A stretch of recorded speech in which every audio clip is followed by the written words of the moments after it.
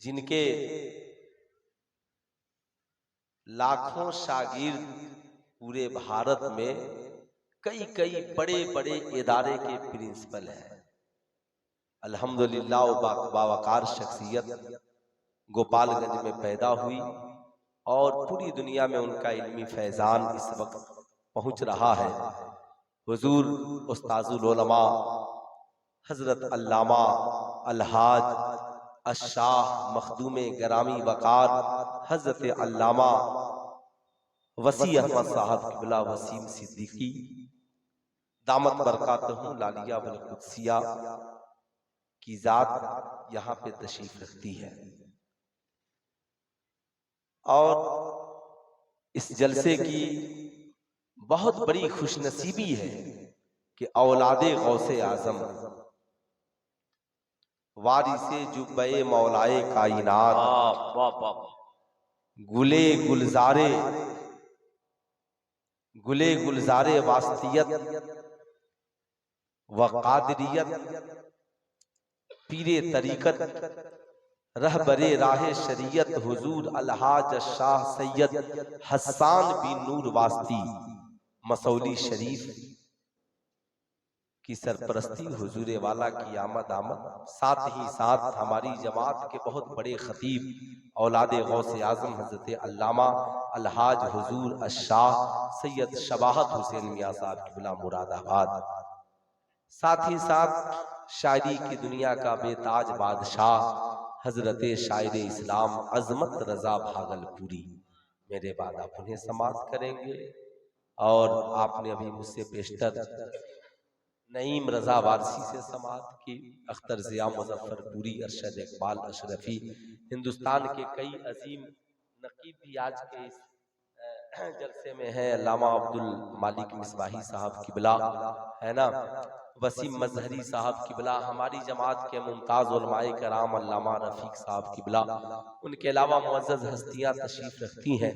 सबका नाम तो मैं इस मुख्तसर वक्त में नहीं ले सकता। फरमाइशें आप हजरात के तरफ से बहुत हैं, लेकिन खतीब फरमाइश पूरी नहीं कर पाता, ये तो शायरों के हिस्से में है।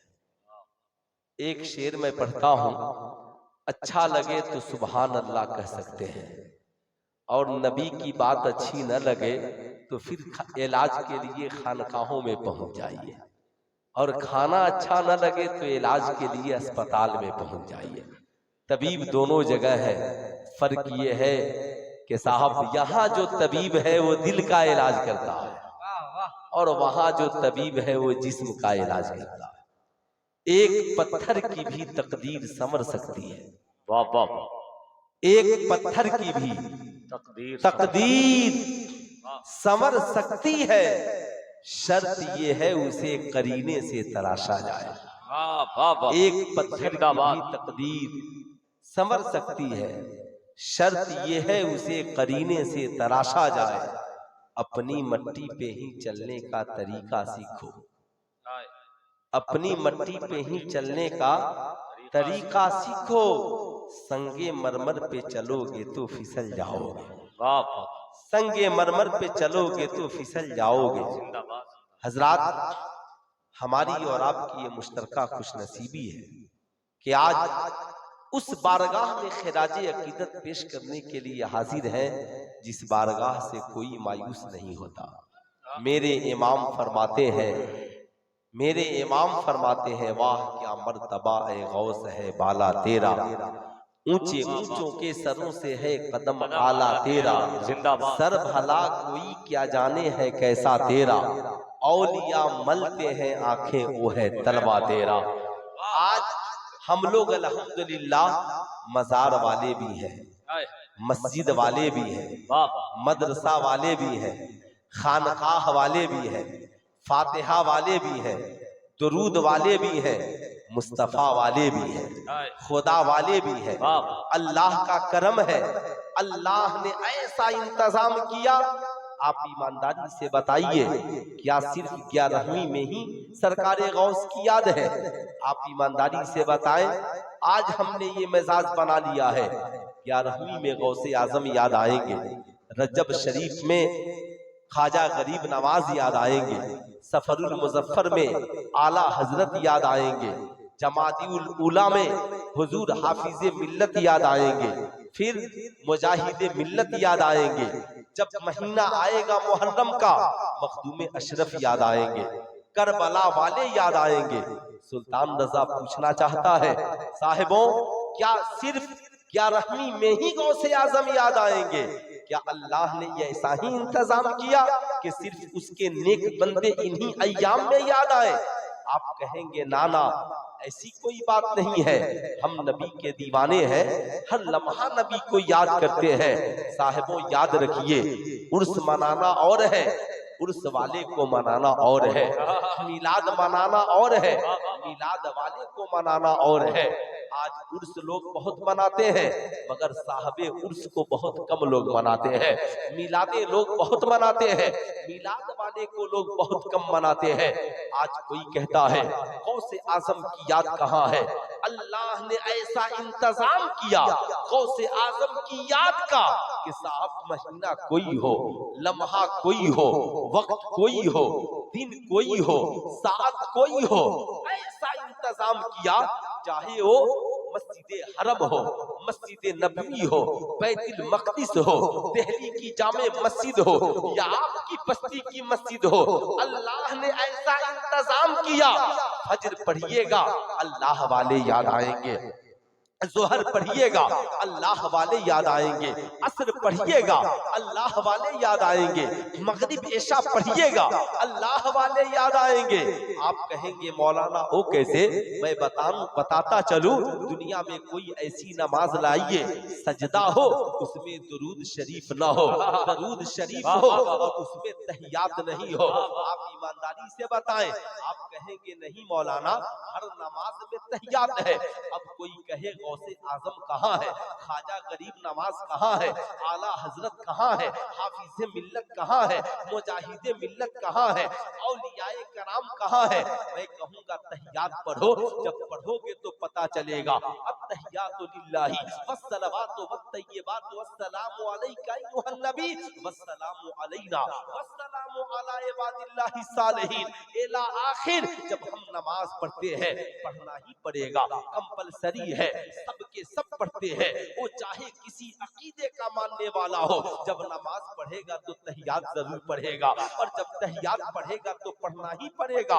अस्सलामु अलैका अय्युहन नबी, ऐ नबी आप पर सलाम हो, वस्सलामु अलैना हम सब पर सलाम हो, वस्सलामु अला इबादिल्लाहि सालिहीन और अल्लाह के जितने नेक बंदे हैं सब पर सलाम हो। अब ये नेक बंदे कौन है? अल्लाह अल्लाह अंबिया नेक है, सिद्दीकीन नेक है, शुहदा नेक है, सालेहीन नेक है। बताओ ईमानदारी से अबू बकर नेक है कि नहीं है? हजरत उमर नेक है कि नहीं है? उस्मान गनी नेक है कि नहीं है? मौला अली नेक है कि नहीं है? इमाम हसन नेक है कि नहीं है? इमाम हुसैन नेक है कि नहीं है?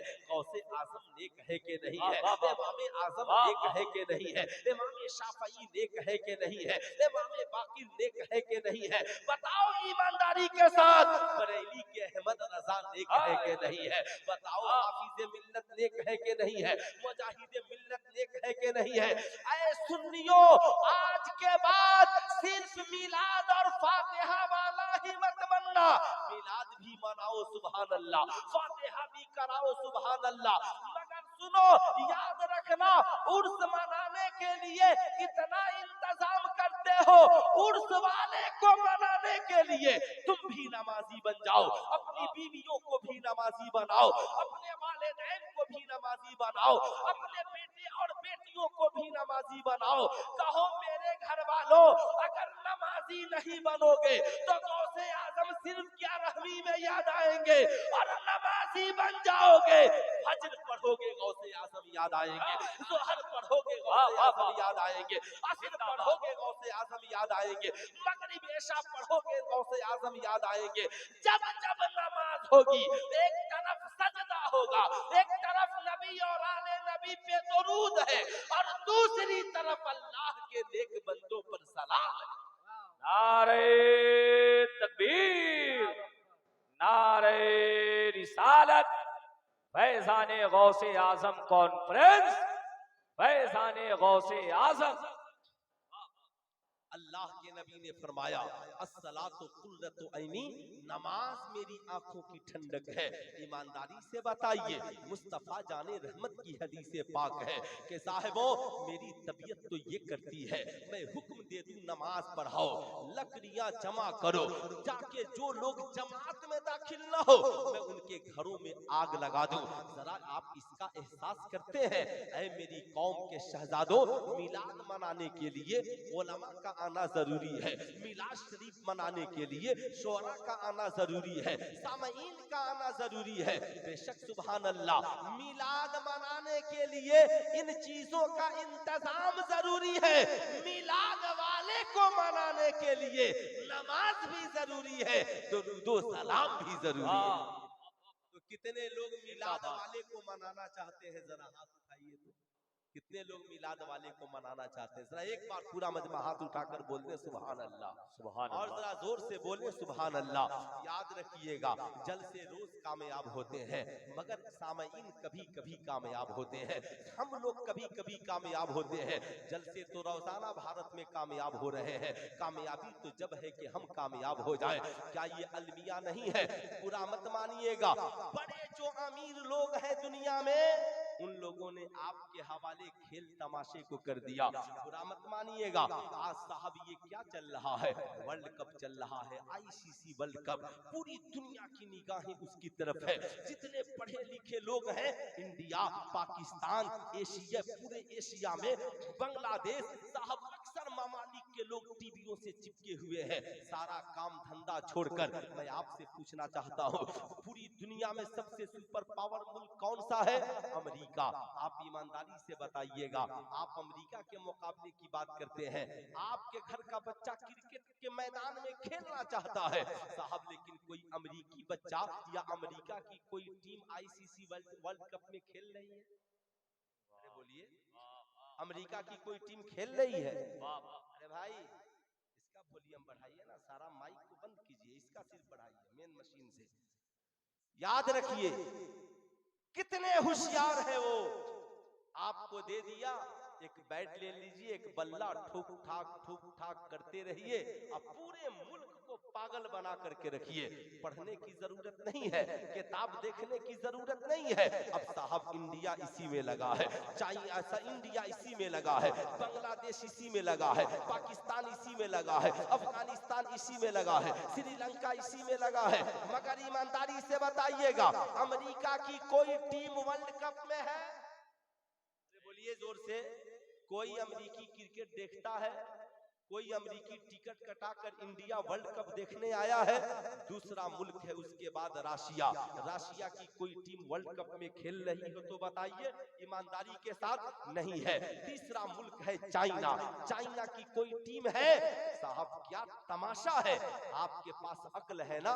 कुरान ने क्या कहा? यतदब्बरून, गौर फिक्र करो, यतफक्करू, फिक्र करो। तुम कैसे इंसान हो यार? सबसे बड़ा सुपर पावर है, तुझे खेलने के लिए छोड़ दिया है, सबसे बड़ा सुपर पावर। अब वो अपने बच्चों को क्या सिखाते हैं? इनको कहते हैं इन्हें टेनिस खिलाओ, इन्हें फुटबॉल खिलाओ, इन्हें क्रिकेट खिलाओ, इन्हें सिर्फ बैट बल्ले खिलाना सिखाओ। और वो अपने बच्चों को कहते हैं तुम साइंटिस्ट बनो, तुम महान व्यक्ति बनो, बहुत बड़े वैज्ञानिक बनो, ताकि ये खेलने वाले खिलाड़ी कभी तेरे मुकाबले को नहीं पहुंच सके, न इल्म के एतबार से, न तेरे कद के एतबार से, न तेरी दौलत के एतबार से। मगर वाह रे इस्लाम, तेरा जवाब नहीं है। इस्लाम ने कहा याद रखना, इस्लाम में 3 खेल के अलावा कोई खेल दुरुस्त नहीं है। आप इन उलमा से पूछिए, याद रखिएगा। नंबर 1 घुड़सवारी, ताकि आपको सफर करना आसान हो। नंबर 2 तीर अंदाजी, याद रखिएगा, तीर अंदाजी वर्जिश के तहत भी और साहब गैर से मुकाबले के तहत भी। नंबर 3 बीवी के साथ साथ दौड़ना और ये सारी बातें। मगर इसके अलावा जो चीजें हैं इस्लाम ने कहा ये दुरुस्त नहीं है। तुम्हारी जिम्मेदारी है बच्चों को जिंदगी की शुरुआत तालीम से कराओ। इस्लाम ने क्या कहा? इस्लाम ने ये नहीं कहा कि साहब आप पैदा होइए और बैट बॉल लेकर के खेलने के लिए उतर जाइए, नहीं, बल्कि इस्लाम ने ये कहा अभी माँ के पेट में हो यार तभी से पढ़ना शुरू कर दो। ये कौन बोल रहा है? सारी दुनिया के लोग कहते हैं बच्चे 3 साल के बाद पढ़ने के लायक होते हैं, मगर आमिना के लाल फरमाते हैं उतलुबुल इल्मा मिनल महदे इलल लहद, इल्म हासिल करो माँ की गोद से लेकर कब्र की मंजिल तक। अब जरा सीने पे हाथ रख करके बताइए, इस्लाम में नमाज बालिग होने के बाद फर्ज है, इस्लाम में रोजा बालिग होने के बाद फर्ज है, इस्लाम में हज और ज़कात साहबे निसाब होने के बाद है। मगर याद रखना बात जब तालीम की आई तो आमिना के लाल ने कहा तलबुल इल्मे फरीज़तुन अला कुल्ले मुस्लिमीन व मुस्लिमा, इल्म हासिल करना हर मुसलमान मर्द और औरत पर फर्ज है। अब ताज्जुब की बात है सारे लोगों को बैट बॉल पकड़ाकर टीवी से चिपका दिया। अब बच्चा कॉलेज का पढ़ने वाला है, इम्तिहान में तबीयत नहीं लगती, अब ट्रेन में साहब लोग बेचैन हैं, एक केबिन में 6-6 लोग मोबाइल लेकर के परेशान हैं, नेटवर्क काम नहीं कर रहा है। वाह रे अमेरिका तेरा जवाब नहीं है, सबको आपने लगा दिया क्रिकेट खेलो फुटबॉल खेलो। अब साहब आप खेलते रहिए, आपको पढ़ने से जरूरत नहीं है। मगर साहब उनके यहाँ वैज्ञानिक पैदा हो रहे हैं, उनके यहाँ बिलियन पैदा हो रहे हैं, उनके यहाँ दिमाग वाले पैदा हो रहे हैं, वो मुख्तसर होकर पूरी दुनिया पे हुक्मरानी कर रहे हैं। आपके पास तादाद भी है साहिबो, जानते हो क्यों? पूछो हजरत उमर इब्ने खत्ताब से। उमर इब्ने खत्ताब से हुजूर आपने आधी दुनिया से ज्यादा पे हुकूमत कैसे कर ली? क्या बहुत बड़ा असलहा आपके पास था, बहुत बड़ी ताकतवर फौज आपके पास थी? कहते हैं ना, मेरे पास जो दौलत थी वो रसूलुल्लाह की सुन्नत थी, आमिना के लाल का किरदार था, रसूलुल्लाह का दिया हुआ कैरेक्टर था जिसने पूरी दुनिया पे हुक्मरानी करा दी। आप जरा इसका तस्वुर भी कर सकते हैं। मगर आज हमारी कौम के लोगों को बड़ी परेशानी है।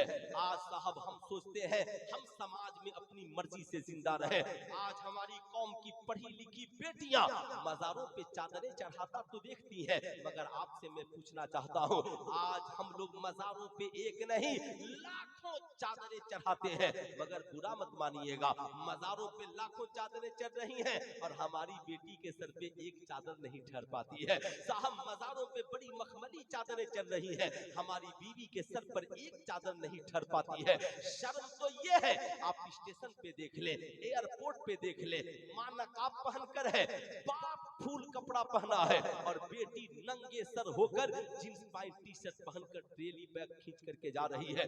माँ को इतनी हिम्मत नहीं है कि बेटी से कह दे कि अरे कम से कम पगली दुपट्टा तो रख ले, क्या तुझे माँ का किरदार नजर नहीं आता, क्या तुझे माँ का कैरेक्टर नजर नहीं आता?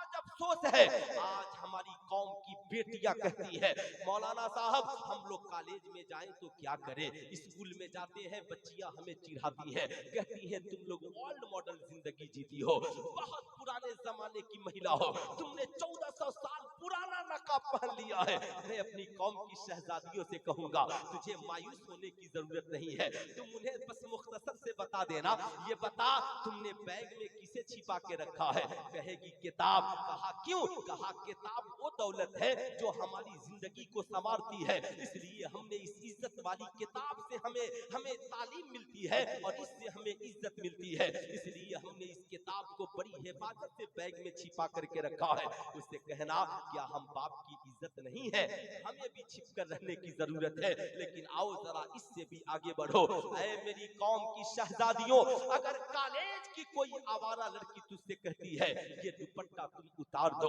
क्या ये तुम नकाब पहनकर चली आई हो, तुम भी मेरी तरह जींस और टी शर्ट पहनने वाली हो जाओ, माँ बाप की बातें छोड़ो, कह दो हम ओल्ड मॉडल जिंदगी नहीं जीना चाहते। उनसे कहना ओ न्यू मॉडर्न और फैशन की जिंदगी जीने वाली जींस फाड़ कर जमाने को जिस्म दिखाना तुझे मुबारक हो।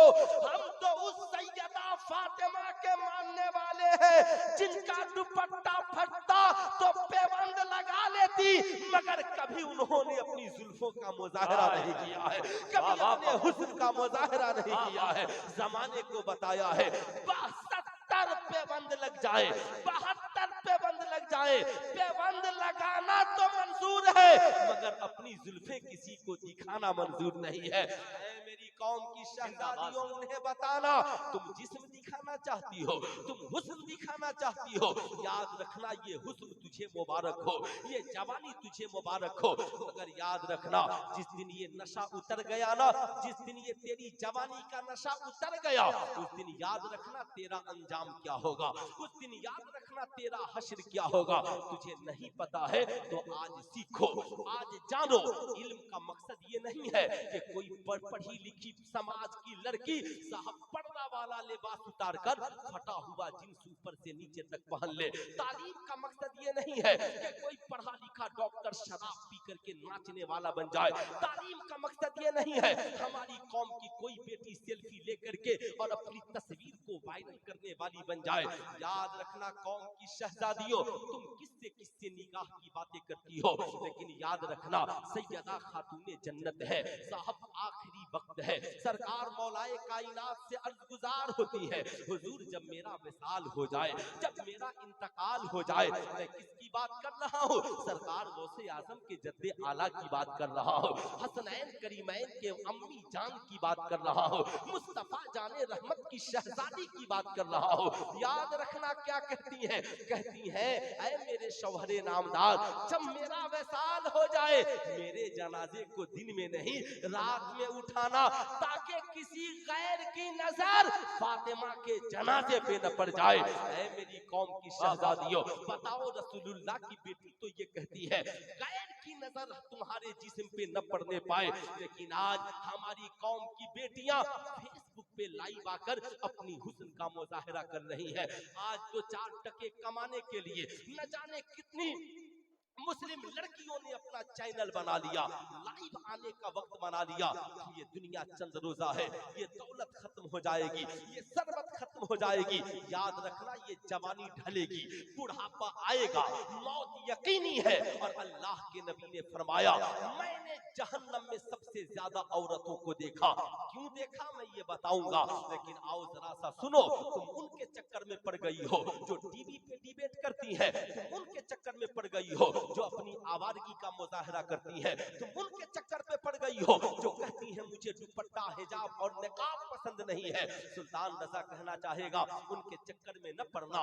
ये तो कहती है हमारा जिस्म हमारी मर्जी, हम चाहे दुपट्टा ओढ़े न ओढ़े, किसी मौलवी मौलाना का क्या जाता है। अभी तो सबसे बड़े फतवाबाज भारत में मीडिया है साहब, ये दलाल मीडिया। अगर हमारा कोई आलिम बोल दे कि दुपट्टा ओढ़ना एकदम हर मुस्लिम लड़की के लिए जरूरी है, तो कहेगा तालिबान आ गया है, शरिया कानून नाफिज हो गया है, यहाँ के मौलाना लोगों की जबान बिगड़ गई है, ये डेमोक्रेसी मुल्क है, सबको अपनी जिंदगी जीने की आजादी है। मियां आजादी का मतलब ये नहीं है इंसान मजहब से आजाद हो जाए, आजादी का मतलब ये नहीं है इंसान ईमान और अकीदे से आजाद हो जाए। इसलिए सुल्तान रजा कहना चाहता है ऐ लोगों, हम सुन्नियों का मरकज है बरेली शरीफ।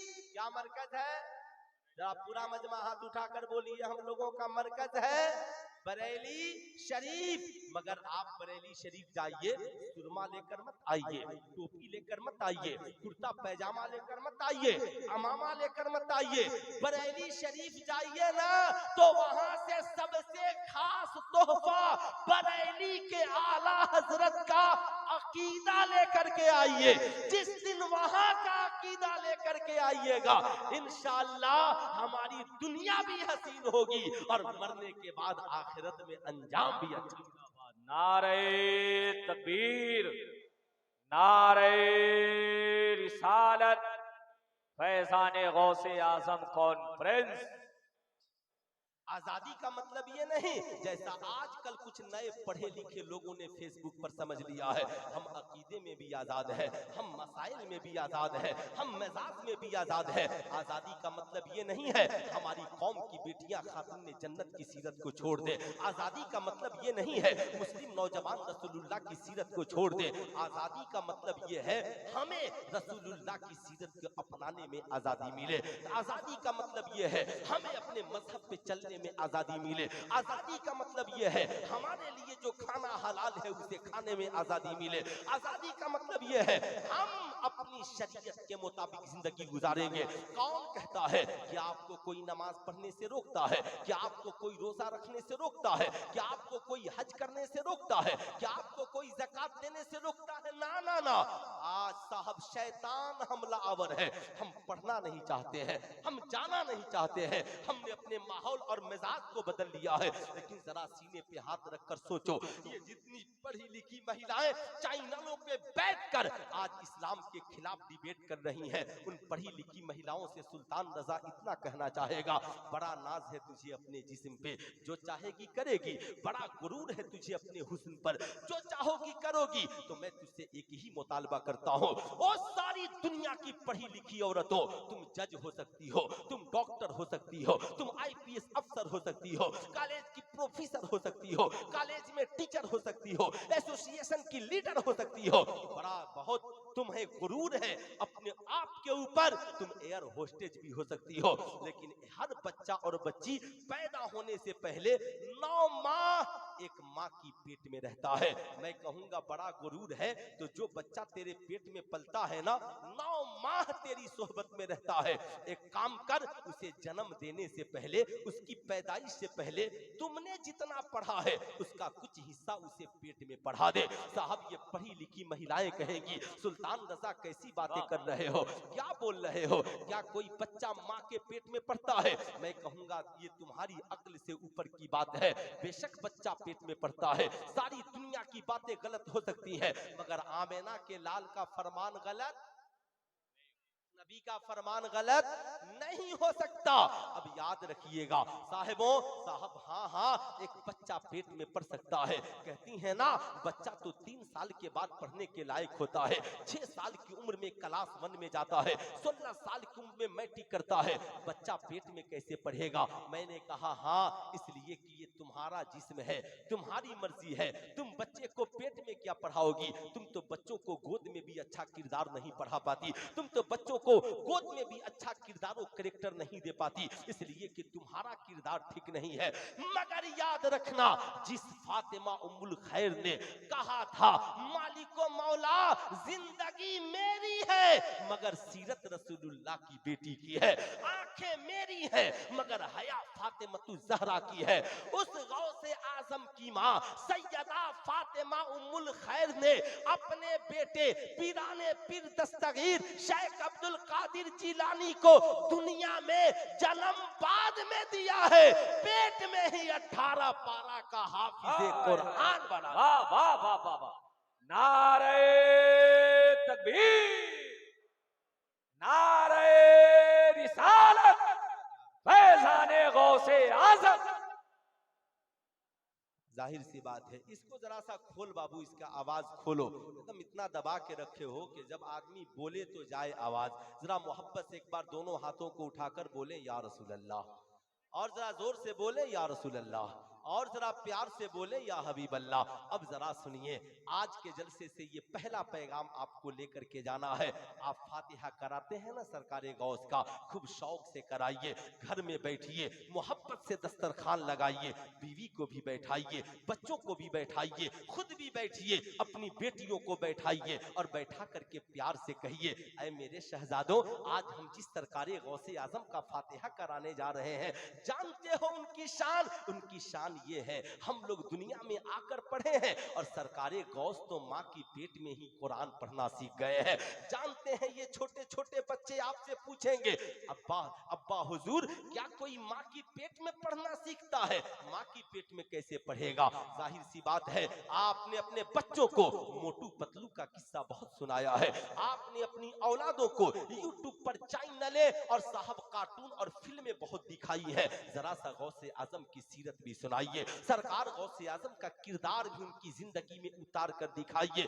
आपके ये छोटे छोटे बच्चे आपसे पूछेंगे, अब्बा हुजूर सरकार गौसे आजम पेट में कैसे पढ़े थे? अब मुस्कुरा कर बताइए, जानते हो उनकी वालिदा हाफिजे कुरान थी, वो पेट में थे तो रोजाना कुरान पढ़ती थी। हमारे बड़े पीर दस्तगीर कुरान को सुनकर याद कर लिया करते थे। जानते हैं जब आपके बच्चे इसे सुनेंगे कहेंगे, अब्बा तो क्या हम भी अम्मा से कुरान सुन सकते हैं? क्या हम भी अपनी बहन से कुरान सुन सकते हैं? क्या हम भी आपसे कुरान सुन सकते हैं? ऐ मेरी कौम की माओ, याद रखना, आज हमारे घरों में टीवी की आवाजें तो आ रही है मगर कुरान गिलाफ में सिर ढका हुआ है। आज हमारे घरों में कुरान है मगर तिलावतें बंद है। आज हमारे पास घरों में माँ बाप के घर से लाया हुआ जानीमाज भी है मगर आज